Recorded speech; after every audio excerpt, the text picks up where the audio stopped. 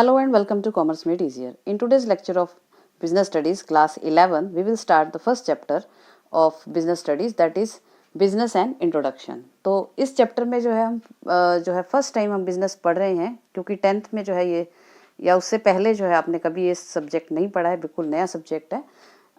और बिजनेस के बारे में हम इसमें पढ़ेंगे कि बिजनेस क्या होता है। जो भी आप अपने घर में देखते हैं कि कई तरह का सामान जो हम यूज़ करते हैं अपने डेली यूज़ में, साबुन है, चाहे वो तेल है, चाहे वो खाने पीने का सामान है, चाहे वो कपड़े हैं, वो हम तक कैसे पहुंचते हैं, क्योंकि उनका प्रोडक्शन जो है या उनकी जो पैदा होते हैं वो अलग अलग जगहों पर होते हैं, और वहाँ से फिर वो किस तरह से हम तक पहुँचते हैं, कौन कौन लोग इस एक्टिविटीज़ में शामिल होती हैं, कितनी तरह की बिजनेस एक्टिविटीज़ होती हैं।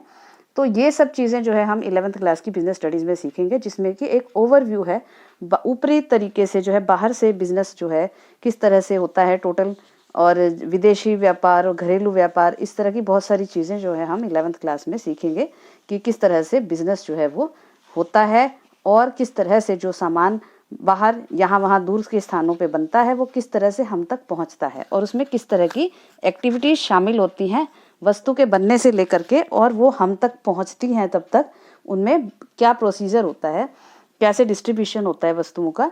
ये सारी चीज़ें जो है हम 11th क्लास में जो बिजनेस स्टडीज़ है हमारा, उसी में ये सारी चीज़ें हम पढ़ेंगे। तो फर्स्ट चैप्टर जो है हमारा बिजनेस स्टडीज़ का है, तो उसमें हम इंट्रोडक्शन लेते हैं, क्योंकि हमें पहले ये तो पता हो कि बिजनेस होता क्या है और ये दूसरी एक्टिविटी से किस तरह से अलग होता है। तो all the activities that takes place around us can be divided into 2 groups. तो हमारे आसपास बहुत सारी घटनाएं होती हैं, रोज़ हम देखते हैं अलग अलग तरह की घटनाएं, तो उसमें जो है उन सभी घटनाओं को हम 2 ग्रुप्स में बांट सकते हैं। तो एक हो सकता है इकोनॉमिक एक्टिविटीज़, और दूसरी तरह की एक्टिविटीज़ होती हैं नॉन इकोनॉमिक एक्टिविटीज़, तो आर्थिक क्रियाएं, और दूसरी होती हैं अनार्थिक क्रियाएं या सामाजिक क्रियाएं। सामाजिक एक्टिविटीज़ वो क्या होती हैं? दीज आर इकोनॉमिक एक्टिविटीज़ जो होती हैं, these are activities that are perform to earn the money और इनकम। तो जो भी कोई एक्टिविटी पैसा कमाने के लिए की जाती है उसे आर्थिक क्रिया कहा जाता है। तो आप यदि मान लीजिए रिक्शा में सफ़र करते हैं, तो वो आपको जो है आप रिक्शा का किराया देते हैं, तो वो क्या है, वो आपको लेके जा रहा है आपके गंतव्य स्थान तक, जहाँ भी आपको जाना है, वो आप उसके बदले में आपको उसको पैसे दे रहे हैं। आप किसी रेस्टोरेंट में खाना खाने जाते हैं, तो आप खाना खा के बदले में उसको पैसे दे रहे हैं। तो ये सारी एक्टिविटीज़ क्या होती हैं? इकोनॉमिक एक्टिविटीज़ होती हैं।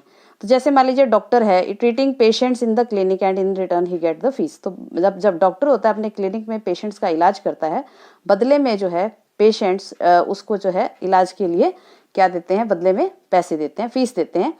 और इसी तरीके से जो टीचर है, मान लीजिए वो स्कूल में अपने बच्चों को जो है जहाँ भी वो जॉब करता है वो पढ़ाता है, तो बदले में उसको जो है स्कूल से सैलरी मिलती है। तो वो पढ़ा किस लिए रहा है, वो इस गतिविधि को क्यों कर रहा है, क्योंकि उसे पैसे कमाने। तो इकोनॉमिक एक्टिविटी बन जाती है। दूसरी तरफ जो नॉन इकोनॉमिक एक्टिविटीज़ होती हैं या सोशल एक्टिविटीज़ होती हैं, these activities are performed for the welfare of the others and free of cost, that is no money is taken. तो इसमें जो है अनार्थिक क्रियाएं वो होती हैं जो इकोनॉमिक नहीं है, यानी कि जो पैसे कमाने के लिए नहीं की जाती हैं। तो जो भी एक्टिविटी इकोनॉमिक नहीं है वो नॉन इकोनॉमिक में, जैसे आप फ्री में जो है आप कोई किसी की सेवा करते हैं, फ्री में आप किसी को खाना खिलाते हैं, फ्री में आप किसी के लिए कोई हेल्प करते हैं, वो आपकी सोशल एक्टिविटी कहलाती है या नॉन इकोनॉमिक एक्टिविटी कहलाती है। जैसे कि यहाँ पर हमने देखा था कि इकोनॉमिक एक्टिविटी में एक डॉक्टर जो है वो अपने पेशेंट्स का इलाज करता है क्लिनिक में और बदले में फीस लेता है, तो वो इकोनॉमिक एक्टिविटी बन जाती है। वही डॉक्टर अगर घर पर when doctor gives treatment to his own son who is sick free of cost, तो अगर वो अपने बेटे को, मान लीजिए उसके बेटे को फीवर है, तो वो अपने बेटे को घर में जाके उसका इलाज करता है, उसको फीवर उसका ट्रीटमेंट देता है, तो वो बदले में अपने बेटे से कोई पैसे तो नहीं लेगा, वो उसको सेवा दे रहा है। तो फ्री ऑफ कॉस्ट, या हो सकता है गरीबों को फ्री में बिना पैसे के इलाज करना डॉक्टर के द्वारा, वो एक सोशल एक्टिविटी बन जाती है या नॉन एक्टिविटी बन जाती है। वो उसको प्रॉफिट कमाने के लिए या पैसा कमाने के लिए वो नहीं कर रहा है। इसी तरीके से जो टीचर था वो अपने स्कूल में जो है जब वो पढ़ाता है और बदले में सैलरी लेता है, उस समय वो एक इकोनॉमिक एक्टिविटी करता है। इकोनॉमिक एक्टिविटी यानी पैसा कमाने के लिए वो पढ़ाता है।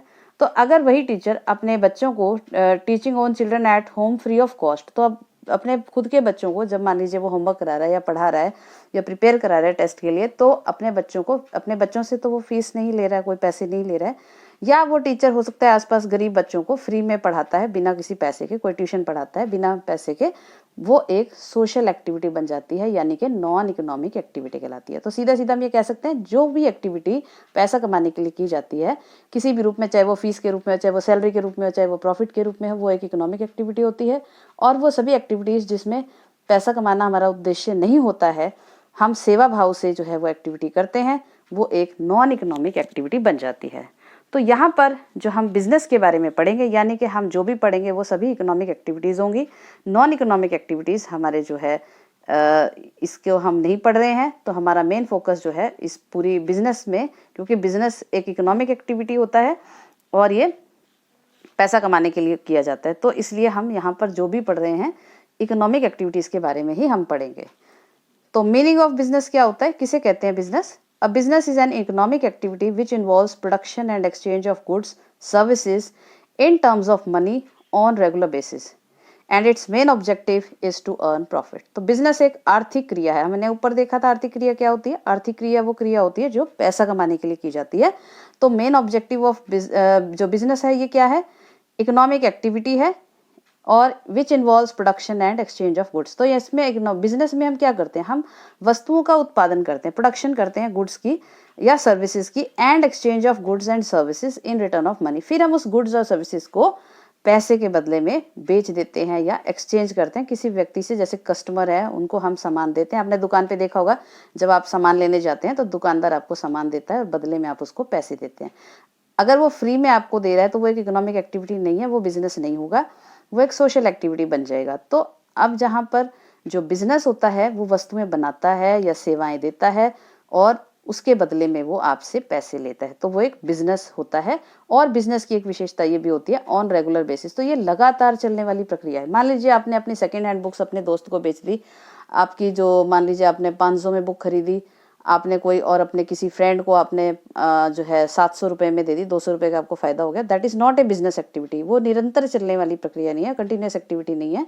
बिजनेस की एक खास बात ये होती है कि ये एक कंटिन्यूस एक्टिविटी होती है, लगातार चलती रहती है। तो जो प्रोडक्शन का काम है या सेल का काम है ये कंटिन्यूएशन में होता है, लगातार हम पूरा साल प्रोडक्शन करते हैं, सेल करते हैं, उसके बाद फिर वो हमें प्रॉफिट होता है। और बिजनेस तो लगातार चलने वाला एक एक्टिविटी है, तो कई सालों साल ये चलता ही रहता है बिजनेस, और इससे हम लोग पैसा कमाते हैं। तो its main objective is to earn profit. तो बिजनेस हम क्यों करते हैं? हम जो भी बिजनेस करते हैं, चाहे हमारी शॉप है, चाहे हमारी कंपनी है, चाहे हम किसी भी तरह से कोई भी बिजनेस कर रहे हैं, बड़ा बिजनेस है, छोटा बिजनेस है, हर बिजनेस का मुख्य उद्देश्य सिर्फ और सिर्फ पैसा कमाना होता है। तो सबसे बड़ा जो उद्देश्य होता है बिजनेस का, किसी भी तरह का बिजनेस जो हम करते हैं वो पैसा कमाने के लिए होता है। तो ये मतलब था बिजनेस का कि एक इकोनॉमिक एक्टिविटी होता है जिसमें प्रोडक्शन किया जाता है गुड्स और सर्विसेज का और बदले में पैसे लिए जाते हैं, और ये रेगुलर बेसिस पे होता है, निरंतर चलने वाला प्रक्रिया होती है। और इसका मुख्य उद्देश्य क्या होता है? पैसे कमाना होता है, अर्निंग प्रॉफिट होता है। और इसकी क्या विशेषता होती है? It also satisfy the human wants on regular basis. जो हमारे ग्राहक हैं उनकी इच्छाएं हैं या उनकी आवश्यकताएं हैं उसको वो पूरा करते हैं रेगुलर बेसिस पे। कंटिन्यूएशन बेसिस पे कैसे होता है? जैसे आप नहाने का साबुन लेते हैं तो आप लगातार, हम रोज़ नहाते हैं तो रोज़ साबुन की ज़रूरत पड़ती है, तो जब ख़त्म हो जाती है फिर हम और ले आते हैं। तो इस तरह से वो लगातार जो सप्लाई है किसी भी सामान की, चाहे वो खाने पीने का सामान होता है, आपका राशन हो सकता है, कोई और सामान हो सकता है, तो जो लगातार उसमें कंटिन्यूएशन बेसिस पर हमारी जो रिक्वायरमेंट्स हैं, ज़रूरतें हैं, वो बिजनेस के माध्यम से ही पूरी होती हैं। तो अब एक नज़र डालते हैं कैरेक्टरिस्टिक्स ऑफ बिजनेस पे। इसकी विशेषताएं क्या होती है, कैसे पहचानते हैं कि हम ये बिजनेस है? तो business is an economic activity, ये एक आर्थिक क्रिया है। तो यानी कि आर्थिक क्रिया कौन सी होती है? जो हम पैसा कमाने के लिए करते हैं। दूसरी कैरेक्टरिस्टिक्स क्या है? Its objective is to earn profit. तो इसका मुख्य उद्देश्य क्या होता है? कोई भी बिजनेस हम करते हैं, चाहे किसी आप दुकान खोलें, चाहे आप पार्लर खोलें, चाहे आप मिठाई की दुकान खोलें, चाहे आप रेस्टोरेंट खोलें, जो भी आप बिजनेस करते हैं, सभी बिजनेसेस का मुख्य उद्देश्य क्या होता है? पैसा कमाना होता है। Then it is a continuous activity. तो बिजनेस जो होता है किस चीज़ को कहते हैं? जब ये प्रोडक्शन का काम है, बेचने का काम है, प्रॉफिट कमाने का काम है, ये निरंतर चलता रहता है। तो business is a continuous activity, लगातार चलने वाली एक प्रक्रिया है, कभी ना रुकने वाला एक प्रोसेस है। Then it involves the production और procurement of goods for the purpose of sale. तो इसमें बिजनेस में क्या होता है? जो है हम वस्तुओं का प्रोडक्शन भी कर सकते हैं, यानी कि जैसे कच्चा माल खरीदा, उससे कोई सामान बनाया, उससे प्रोडक्शन किया, उत्पादन किया वो हो सकता है, या फिर हम बनी बनाई वस्तुएं जो होती हैं वो खरीद कर अपने पास इकट्ठा करते हैं ताकि हम उसे ज़्यादा जो है कीमत पर बेच सकें और पैसे कमा सकें। तो जो आप बना बनाए सामान भी दुकान में, जैसे आपने नॉर्मली दुकानदार देखा होगा, छोटे दुकानदार वो बड़ी दुकानों से बना बनाए सामान लाते हैं, जो फैक्ट्रियों में बना होता है वो सामान। तो प्रोडक्शन जो होता है वो फैक्ट्रीज में होता है, और फैक्ट्री से मान लीजिए आप कोई भी जो है बिजनेस है, उसमें जो रॉ मटेरियल आता है उससे प्रोडक्शन होता है, वस्तुएं बनाई जाती हैं, उस वस्तुओं को फिर जो है आगे दूसरे दुकानदार, छोटे दुकानदार खरीदते हैं, और वो बनी बनाई वस्तुएं इसलिए खरीदते हैं ताकि वो उसको बेचकर प्रॉफिट कमा सकें। तो दोनों का उद्देश्य यहाँ पर प्रॉफिट कमाना है, चाहे आप उद्देश्य प्रोडक्शन करें, उत्पादन करें, या आप बनी बनाई वस्तुओं को इकट्ठा करें और उसको बेच करके। तो ज़रूरी नहीं है कि हम प्रोडक्शन करें वही बिजनेस होता है, बनी बनाई चीज़ें इकट्ठी कर लें और उनको आगे बेचकर पैसा कमाना, वो भी बिजनेस की ही कैटेगरी में आता है। देन नेक्स्ट जो कैरेक्टरिस्टिक्स है, it deals with both goods as well as service. तो इसमें सिर्फ वस्तुएं बनाने से ही संबंधित नहीं होता बिजनेस, इसमें हम सेवाएं भी देते हैं। जैसे आप रेस्टोरेंट में जाते हैं, जैसे आप किसी एरोप्लेन में सफ़र करते हैं, बदले में आप किराया देते हैं, आप किसी ट्रेन में जाते हैं तो आप बदले में किराया देते हैं। तो सेवाएं जो हैं, आप किसी जो बार्बर शॉप में जाते हैं बाल कटवाने के लिए, आप किसी पार्लर में जाते हैं, आप कोई भी ऐसी जो चीज़ है, सेवाएं जो हैं वो भी बिजनेस के क्षेत्र में आती हैं। तो यहाँ सिर्फ प्रोडक्शन ऑफ गुड्स और उसकी सेल से ही नहीं, सिर्फ उसमें जो सेवाएं हैं वो भी शामिल होती हैं। तो गुड्स जो होता है वो टेंजिबल होते हैं, अदृश्य होते हैं, जिसको हम देख सकते हैं, और ये अदृश्य होती हैं सेवाएं, इनटेंजिबल प्रोडक्ट्स भी इन्हें कहा जाता है। तो जिन प्रोडक्ट्स को हम देख नहीं सकते हैं, तो ये सेवाएं जो हैं, सर्विसेज जो हैं, वो भी बिजनेस का ही पार्ट होती हैं। तो जो सेवाएं दे करके हम बदले में पैसे लेते हैं वो आपकी बिजनेस की कैटेगरी में आ जाती हैं। Then it is a highly risky activity. ये एक बहुत ही जोखिमपूर्ण कार्य है। बिजनेस एक हाईली रिस्की एक्टिविटी कैसे है? बिजनेस एक हाईली रिस्की एक्टिविटी इसलिए है क्योंकि आपने बिजनेस में पैसा तो बहुत लगाना पड़ता है। आप कोई छोटी भी दुकान भी खोलते हैं तो उसमें भी काफ़ी पैसा आपका लग जाता है। तो उसके बाद भी जो है ये श्योर नहीं होता है कि आपका बिजनेस चल पाएगा या नहीं चल पाएगा। आपके बिजनेस के द्वारा बनाई गई जो चीज़ें हैं वो कस्टमर्स को पसंद आएंगी, नहीं आएंगी, या वो सेल हो पाएंगे या नहीं हो पाएंगे, या आपको ज़्यादा जितना प्रॉफिट चाहते हैं उतना प्रॉफिट हो पाएगा या नहीं हो पाएगा।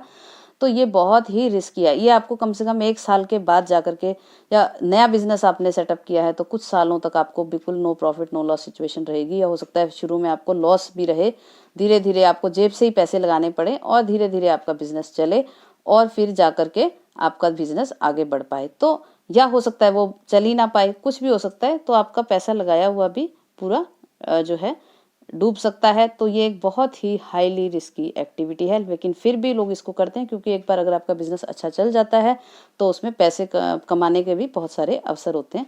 तो उसमें आप आराम से बहुत सारे पैसे भी कमा सकते हैं। Then it is uncertain. जो बिजनेस होता है ये अनिश्चित होता है, जैसे हमने ऊपर डिस्कस किया था कि रिस्की होता है। तो क्योंकि रिस्क किसकी वजह से होता है? अनसर्टेनिटी की वजह से होता है, अनिश्चितता होती है। Future is unpredictable. भविष्य में कब क्या होगा अब किसी को पता नहीं होता। तो उसका असर बिजनेस पे भी होता है। जैसे मान लीजिए आजकल जो है वो कोरोना के चक्कर में बहुत सारे आपने देखा कि लॉकडाउन रहा, लॉकडाउन की वजह से बहुत सारे बिजनेस बंद रहे, जिनकी वजह से उन्हें बहुत सारा नुकसान हुआ। लेकिन उनकी जो भी प्लानिंग रही होगी, जिस तरह से भी उन्होंने सोचा होगा कि हम अपने बिजनेस को ऐसे चलाएंगे, वो नहीं चला पाए। तो अनसर्टेनिटी जो होती है ये एक ऐसी एक्टिविटी है जिसका आपको नहीं पता भविष्य में कब क्या हो जाए और उसका असर आपके बिजनेस के ऊपर होता है। तो it is an uncertain activity. कोई निश्चित नहीं है, इस साल आपको प्रॉफिट हुआ है, हो सकता है अगले साल आपको लॉस हो जाए। इस साल आपको कम प्रॉफिट हुआ, हो सकता है अगले साल आपको ज़्यादा प्रॉफिट हो जाए। इसमें कुछ भी निश्चित नहीं होता है। जो हमारा आसपास का वातावरण है, जिसको हम बिजनेस एनवायरनमेंट कहते हैं, उसका प्रभाव भी हमारे बिजनेस के ऊपर होता है। तो इसमें कुछ भी कहना बहुत मुश्किल होता है। कितना ही एक्सपर्ट व्यक्ति हो, कितना ही एक्सपीरियंस्ड हो, वो भी इतना श्योरली नहीं बता सकता बिजनेस में कब क्या हो जाए। तो it is uncertain. And last जो कैरेक्टरिस्टिक्स है, it satisfies the customer wants by creating form utility, place utility, time utility. तो ये ग्राहकों की आवश्यकता को पूरा करता है। बिजनेस जो होता है ग्राहकों की आवश्यकताओं को पूरा करता है। तो आप जो भी सामान आप चीज़ें यूज़ करते हैं, बाय क्रिएटिंग फॉर्म यूटिलिटी यानी कि उसका जो स्वरूप है उसकी उपयोगिता बढ़ा करके, प्लेस यूटिलिटी यानी कि स्थान उपयोगिता, टाइम यूटिलिटी यानी कि समय उपयोगिता। अब ये समय उपयोगिता, स्थान उपयोगिता और ये क्या होती हैं?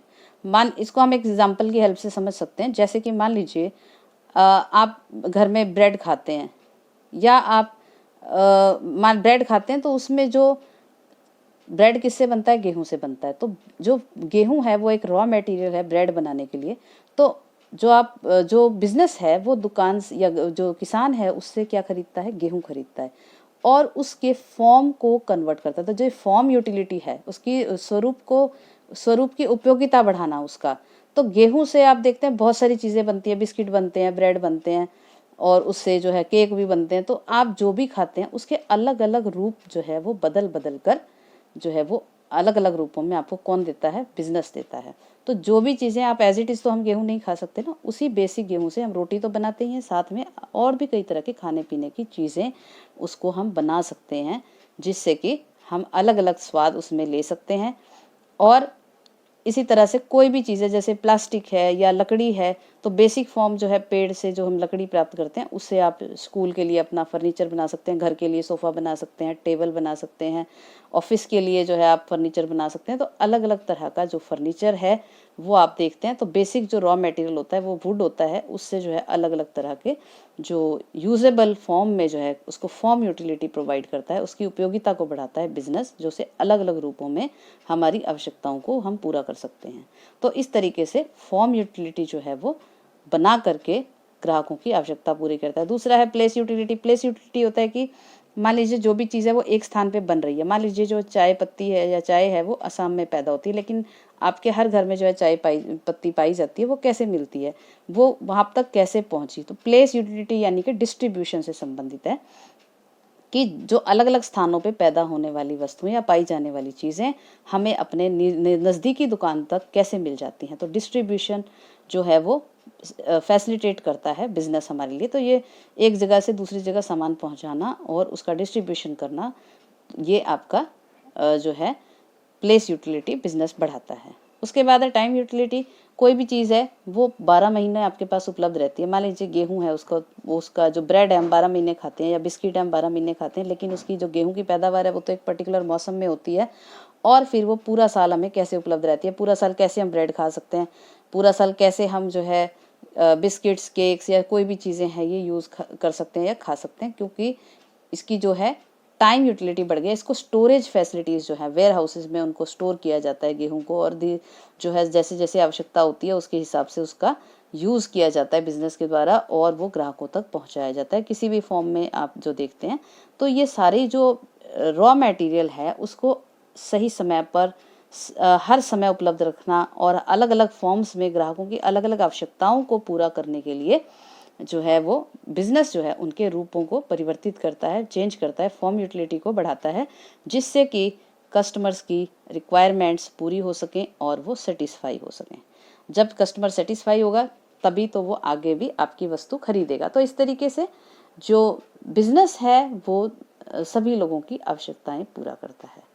तो आज का हमारा ये जो लेक्चर है इतना ही रहेगा, और आशा है आपको ये समझ में आ गया होगा बिजनेस क्या होता है और उसकी क्या पहचान है, किस तरह से हम पहचानते हैं कि ये बिजनेस है, और इसको अलग दूसरी चीज़ों से जो है और अदर इकोनॉमिक एक्टिविटीज़ से भी हम इसको कंपेयर करेंगे अपने नेक्स्ट वीडियो में कि किस तरह से दूसरी इकोनॉमिक एक्टिविटीज़ से डिफरेंट है। सो आज के लिए इतना ही, और हमारे इस वीडियो को लाइक कीजिए, शेयर कीजिए और इस चैनल को सब्सक्राइब कीजिए। Thank you.